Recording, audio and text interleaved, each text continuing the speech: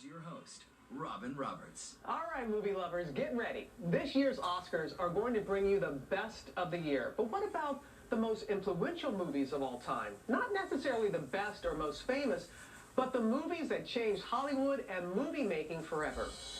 Because they changed this year's Oscar nominees as well. To Kill a Mockingbird. I saw Splendor in the Grass on TV. Midnight Cowboy was one. The Graduate was one. It was the first time that I saw like a grown-up movie. Lilies of the Field, Honey Child. Ryan's Daughter, which I absolutely just loved. The Wizard of Oz. I was 10 years old It is a long journey. the night that Sidney Poitier won for Lilies of the Field. I fell in love with each character. How about The Big Lebowski? I'm the dude.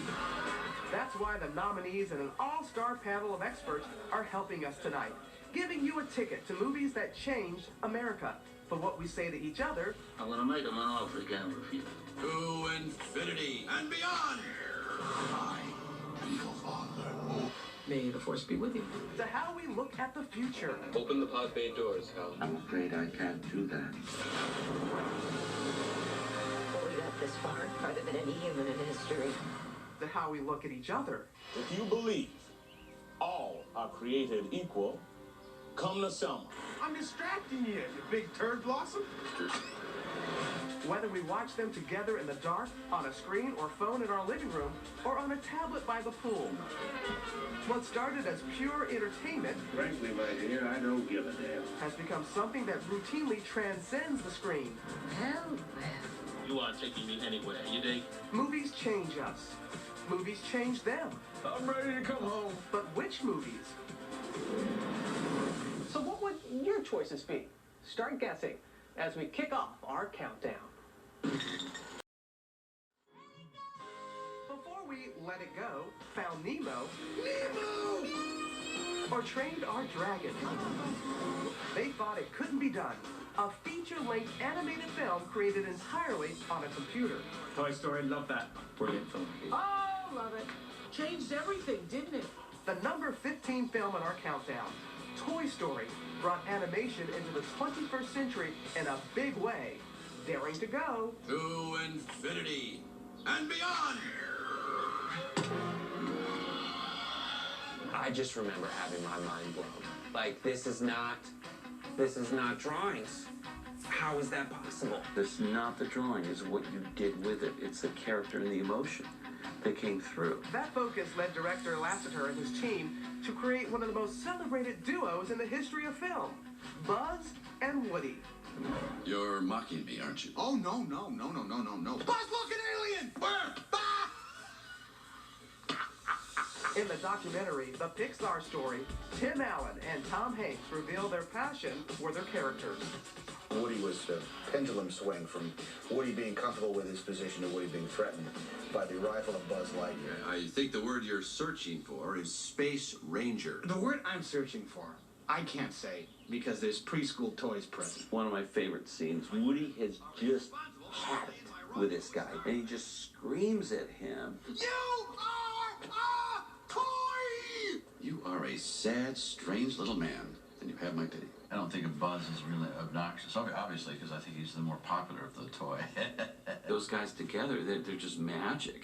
They really brought those characters to life. To infinity and beyond!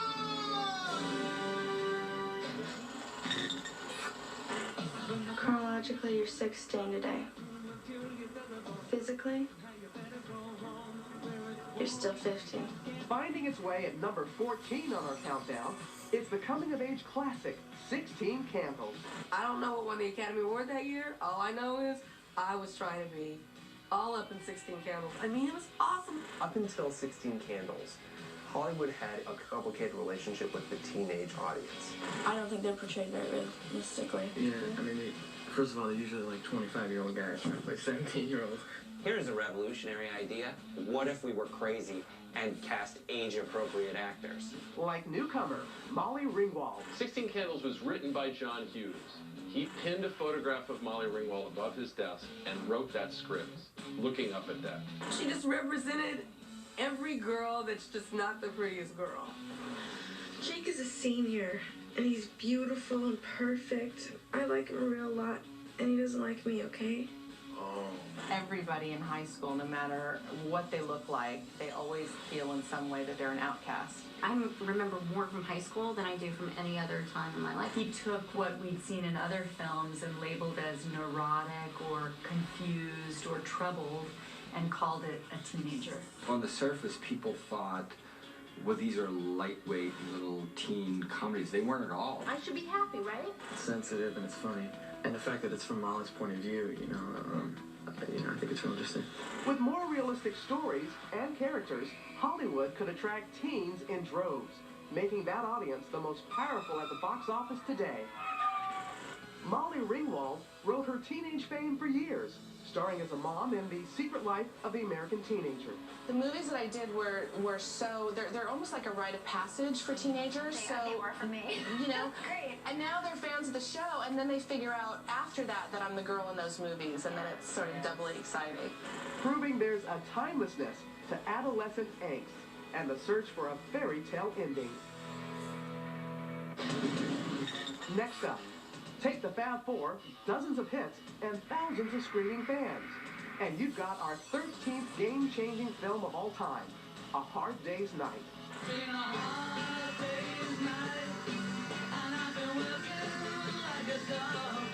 Hard Day's Night, I loved it! I loved it! Oh my gosh, I went to the movie and I was like screaming. It was an all-access pass into the lives of the world's most famous band, proving they were even more fun than we ever imagined. It's the Beatles playing songs and then running from Girls and Police. It's a hard day's night. They've been working like a dog. There's a lack of ego that's displayed in that movie that makes us like them so much. I'll tell you, nobody's gotten that right in a music movie since. And the music, forget about it. It was the birth of a pop music video, quick cuts, handheld cameras, and music playing in the background. It begat all kinds of videos, it begat television shows, it begets MTV. They could have made a movie where they were making Pop-Tarts and we would have liked them. Hey, did you see the movie where the Beatles made the Pop? Yeah, it's pretty awesome. It didn't matter. They were the Beatles on screen, right in our faces, like larger than life. Here now, Chris Connolly. These days, summers are chock-a-block with blockbuster movies. But it wasn't always that way. Steven Spielberg upended the movie calendar in 1975 with two menacing notes and a great white shark.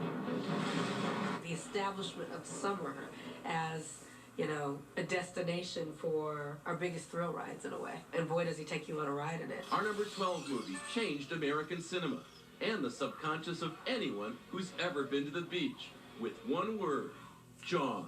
Jaws in the summer of 1975. It was something that no American had ever seen before. In the documentary special, The Making of Jaws, released by Universal Home Video, producers and actors say the big star was a big pain. The shark was frustrating. It didn't really work all the time.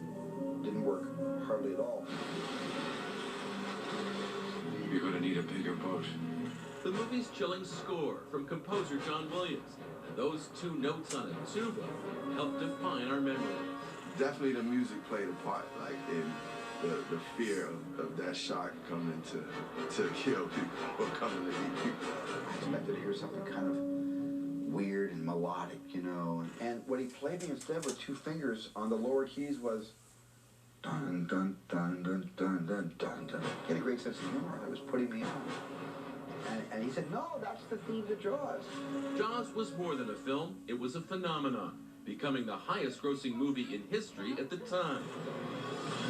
Every summer blockbuster since follows in its wake.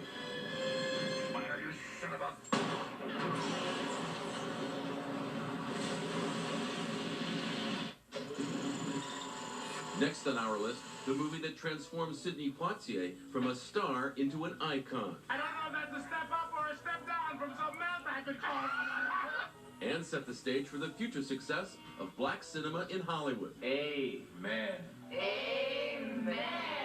Our number 11 movie is Lilies of the Field. To see an African American in a lead role in 1963 was major. I was 10 years old, sitting on a linoleum floor the night that Sidney Poitier won for Lilies of the Field. I had not seen Lilies of the Field. I just recognized that here's this thing that's happening, and this colored man is winning this big award, and this is my first Academy Award, and I've not missed one since. It is a long journey to this moment. What he did was to say, look at all the things I can be as a black actor, because look at all the things I can be as a black man. When I finish here, I'll be moving on. But thanks.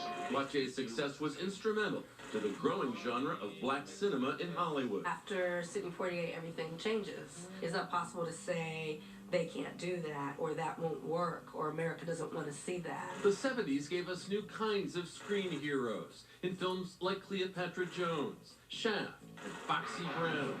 By the 80s and 90s, directors John Singleton and Spike Lee were tackling the issue of race in bold, uncompromising ways. At the Academy Awards in 2002, history was made when 2 African-American actors won Oscars for leading roles, more than 30 years after Poitier's win. This moment, so much bigger than me, and it's for every nameless, faceless woman of color that now has a chance, because this door tonight has been opened. 40 years I've been chasing Sidney. They finally give it to me. What they do? They give it to him the same night. I don't think we'd have any of the major black stars of today. I think all of them know that they owe a debt to Sidney Poitier. At number 10, we have a film that made sequels a staple in Hollywood, exposing us to the power of family. Mob Style. It's the epic saga of power, crime, and vengeance. The Godfather Part 2. Sometimes sequels are needless franchise extensions from studios seeking to squeeze a little bit more money out of the audience. But The Godfather Part 2 doesn't play it safe with anyone. Everything you want to know about running a crime family, you can learn from this movie. He taught me, keep your friends close, but your enemies closer. Don't betray your brother. I know it was you, Fredo. You broke my heart. You're nothing to me now, Fredo. You're not a brother. You're not a friend. Good advice. I made such a fool of myself because the first time I met Al Pacino, that is how I introduced myself to him. Hello, you're nothing to me now, Fredo. Al went, okay, so I won't do that. The interesting thing about Godfather 2 was that I didn't want to get any more Godfathers. I was done with the Godfather. I'm gonna make him an offer he can't refuse. And yet, just like that, Francis Ford Coppola gave us a sequel that stood entirely on its own. And the winner is... The Godfather Part 2 would go on to become the first sequel to win an Academy Award for Best Picture. Godfather Part 2. I said at first, my God, to do a sequel to The Godfather is a surefire way to fail, and I'm really happy I did.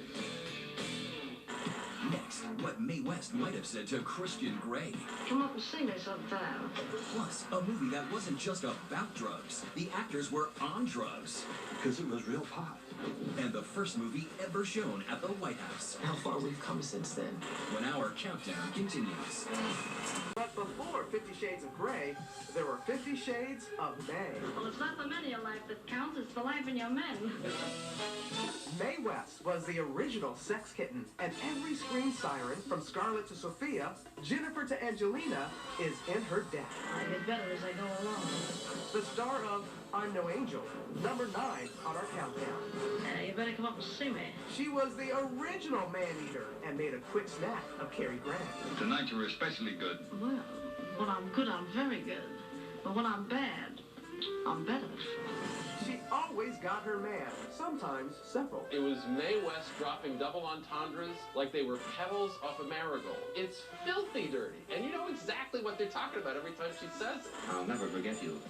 No one ever does. Audiences loved it. She was sex on a stick. But a woman in charge of her own sex life wasn't okay in the 1930s. The production code is instituted in mid-1934 to censor films and to get Mae West. New rules for Hollywood. More than 100 taboos from dirty dancing to dirty words. There was even a stopwatch on kisses. 3 seconds and you're done. Nicky, What? you asleep? Yes. Even married couples had to sleep in separate beds. Unless you've seen Mae West's movies, you can't imagine that your grandmother had sex. I mean, you probably don't want to imagine that, but you definitely can't. If you see Mae West, you're like, oh, Granny, you got it. Go slowly. But I want it.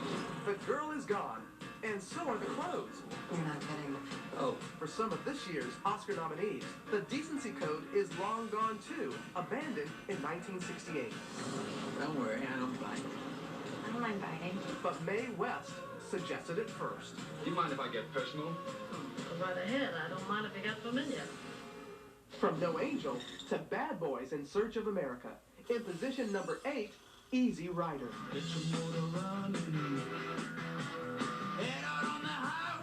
The late 60s, and the nation was roiled by anti-war protest. Drugs, free love, rock and roll was the soundtrack. And whatever comes our way.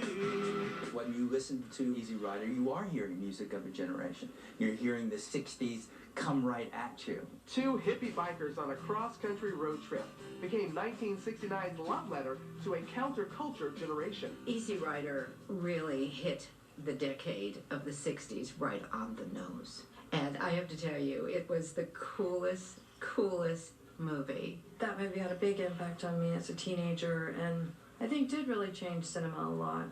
We had our own music, we had our own way of life. What didn't we have? Oh, we did have our own movie. Without any studio backing, the film was made for a song. The first indie film to be an out-of-the-park hit. Directed by Dennis Hopper, starring a young Peter Fonda. My name is Billy. This year is Captain America. When the duo picked up a suit-wearing hitchhiker, they also kicked off the career of a young actor named Jack Nicholson. My favorite scene from that movie is when Jack Nicholson takes a drink.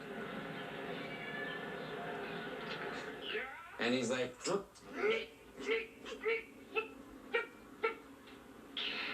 America meeting Jack Nicholson was him as a drunk. That he not busy being born, is busy dying. And that rock and roll music score, it had never been done before. Legendary names like Jimi Hendrix, Steppenwolf, the Byrds, and the band got just $1,000 each. And with no suits in sight, the actors went very, well, shall we say, method, while filming their drug-infused road trip scenes. Because it was real pot. It was mine. Oh, Hopper and I went up to D.H. Lawrence's graveside and we took acid.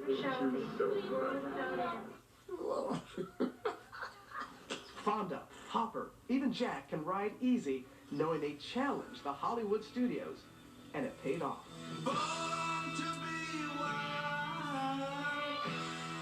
What was the first film ever screened at the White House? It's number 7 on our list. The controversial 1915 film, Birth of a Nation, the first feature-length blockbuster, called both brilliant and racist. Film maintains the ability, as much as it can manipulate our emotions, to make us feel things that are wrong. And that was maybe the first major film to do that. The film was a technical masterpiece. It also portrays freed slaves cozying up to white women and the KKK coming to the rescue. Because of the degradation, the humiliation, the, just out-and-out racism, I think detracts, tears away at the fabric of any beauty in the filmmaking. Fast forward exactly a century. We took Selma to the White House and was viewed by the first family there. It was a full circle moment to recognize that Birth of a Nation was the first film shown there in the White House, and how far we've come since then. It was a sweet treat. I felt like some people were turning over in their graves, and I enjoyed it. I ain't stirring no fuss. I'm just here trying to register the vote. It was a glory-filled moment because it really represented everything that we all wanted it to. When our countdown continues, the secret that turned Bradley Cooper into an American sniper. I just tried to get to know him. Plus, the t-shirt that changed acting habits. Woo! Fine.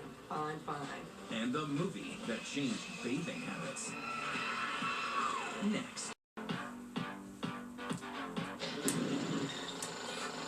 The unbelievable. Sexy. One of the most unique actors. He's had a profound influence. Jody's brilliant. Even movie stars have a crush on this guy. I can't think of too many actors who would make a living off of Brando. He roared onto the screen in a tight t-shirt in A Streetcar Named Desire, number 6 on our list of game changers, and acting was never the same. Hey, you mind if I make myself comfortable? My shirt is sticking. Please do. He stripped away the old-fashioned notion of leading men, handsome, clever men in tuxedos. Before Marlon Brando, actors acted like actors. Marlon Brando said, wait a minute, what if actors acted like people?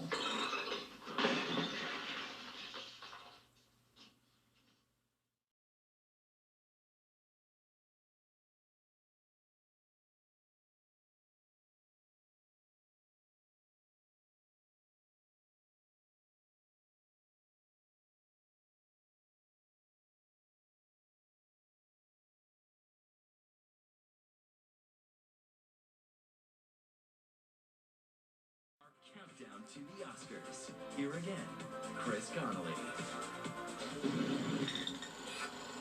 Come on! I am not fast. From Big Hero 6 Who are you, boy? I'm a box troll. to The Box Trolls, this year's Oscar nominees for animated feature film owe so much to one sweet little movie and 7 somewhat undersized minors.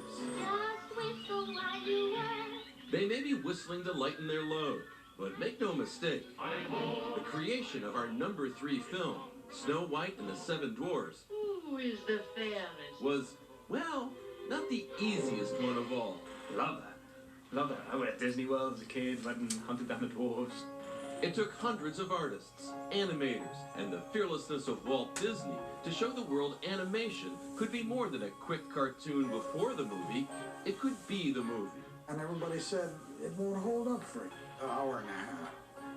All those bright colors were going to hurt your eyes. We had the family fortune. We had everything wrapped up in Snow White. In fact, the banker, I think, was losing more sleep than I was. Walt really saw the potential of what this could be. Truly taking people to a fantasy world that you cannot produce in any other medium. This is the plan for a super cartoon camera, the multiplane camera. The multiplane camera was an innovation that allowed a 3D effect. You could slowly move different layers to make it look like the one in front was moving faster and the one in back was moving slower. 95-year-old Marge Champion understands that 3D effect better than anyone else. A dancer who helped the animators bring the character of Snow White to life. I can see myself in a lot of places, dancing or singing, or when I'm running through the forest. From Hollywood comes the most exciting motion picture news of 1928. Untried and untested, this labor of love premiered to unprecedented acclaim. I was tucked up in the balcony, looking down. It was such a sensation. I heard people blowing their noses and sniffing. I had never considered this, a cartoon having this effect on a grown audience of adults. And so Walt Disney received a special Oscar for Snow White, plus 7 Minis, for being a pioneer in animation. Aren't you proud, Mr. Disney? Well, I'm so proud, I think I'll blush.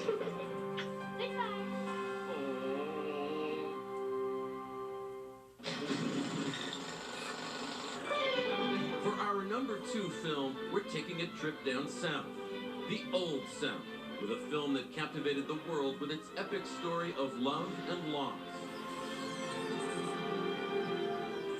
Come the Wind. It's a beautiful film. Yeah, love that film. All of it evokes huge sort of human emotion, but on this breathtaking canvas. With a running time of almost 4 hours, it was big in every way. The effects, the war, the subject matter was all huge. The entire South is falling apart. What's gonna happen? Where will they go? What will they do? Frankly, my dear, I don't give a damn. But you, as a viewer, do give a damn. But it was all the fighting and flirting You know I shall always love another man. that changed the way we look at romance forever. That's what's wrong with you. You should be kissed and often, and by someone who knows how. Listen, is anyone listening? Did you just hear him say to the, what? I mean, in some ways it's kind of hot, but the other side, you're like, what? 1,400 actresses auditioned for the role of Scarlett. British actor Vivian Leigh would beat them all. I work for you, I do anything for you, you know you don't have Melanie. I love that there's always something completely insane in her eyes. There's just always this edge of, when you're watching her, you don't know what's going to happen. There were bigger stars, female actresses at that time that were American that the studio could have hired, but instead they hired a relative unknown. Today, 82-year-old Mickey Kuhn is one of only 2 surviving actors from Gone with the Wind. He remembers the Academy Awards in 1940 as if it were yesterday.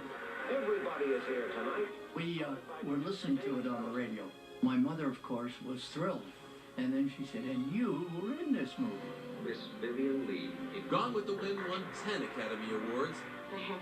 Hattie McDaniel became the first African-American to win an Oscar. My heart is too full to tell you just how I feel. And may I say thank you. And God bless you. I never had any idea that it would be as great as it was. I still am in a state of euphoria about Gone with the Wind. After all, tomorrow is another day. Next, this year's stars weigh in on our #1 film. Here's the movie. No. It's this movie. Will you get it right? Stay tuned. One film, the one that changed everything, was made for a fraction of what you probably thought. It's a movie that came to define the word blockbuster in every sense of the word.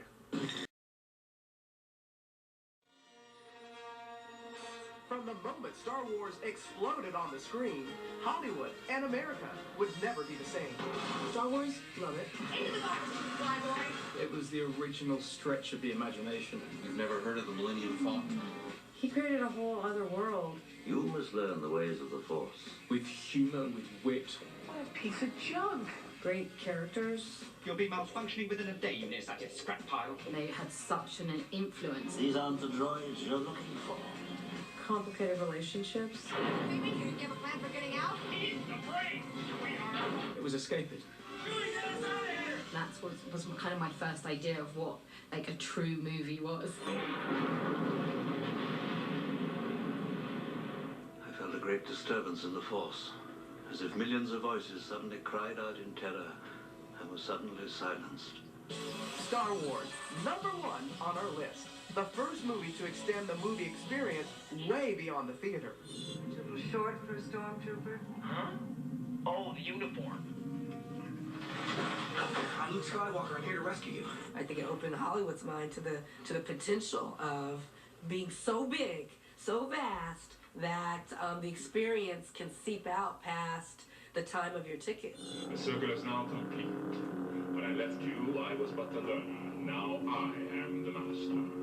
Only a master of evil, God. This hugely transformative film gave us a cast of characters we relished. Han, Luke, Leia, Darth, Chewie, R2-D2, C-3PO, and a story we couldn't get enough of. I take orders from just one person, me. So one dude's still alive. Will somebody get this big walking carpet out of my way? But long ago, in a Hollywood far, far away, Star Wars almost didn't get made. Very bad feeling about this. Its creator, George Lucas, struggled. Studios rejected it, and even the actors didn't understand it. It was an odd kind of experience. It was a 7-foot guy in a dog suit.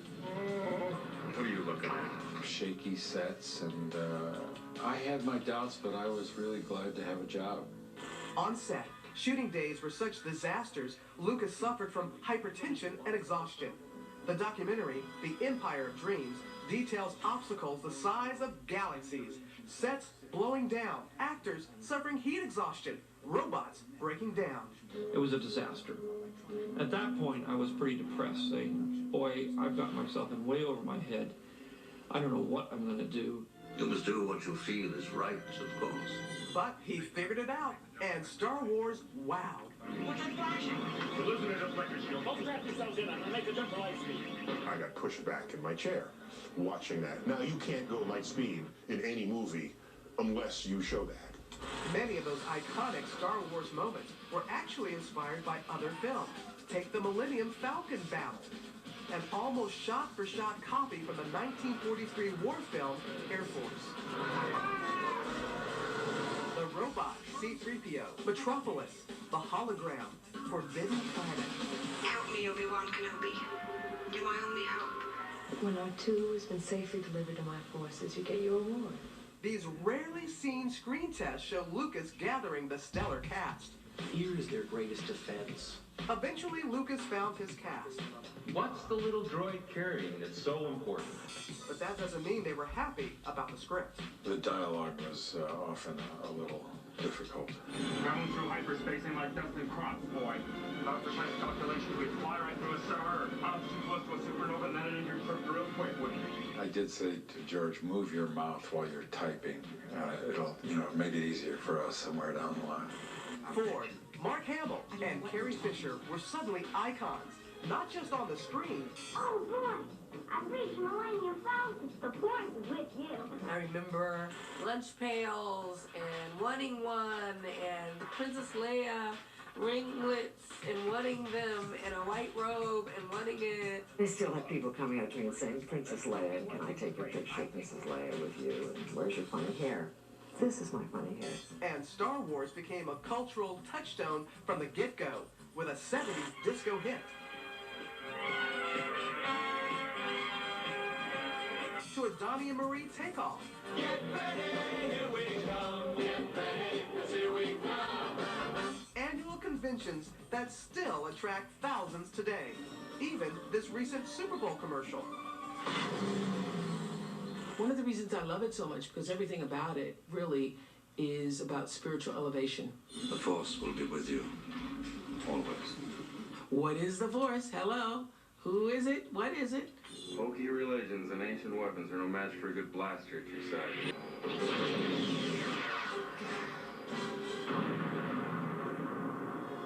Remember, the Force will be with you, always. And this Sunday, may the Oscars be with you.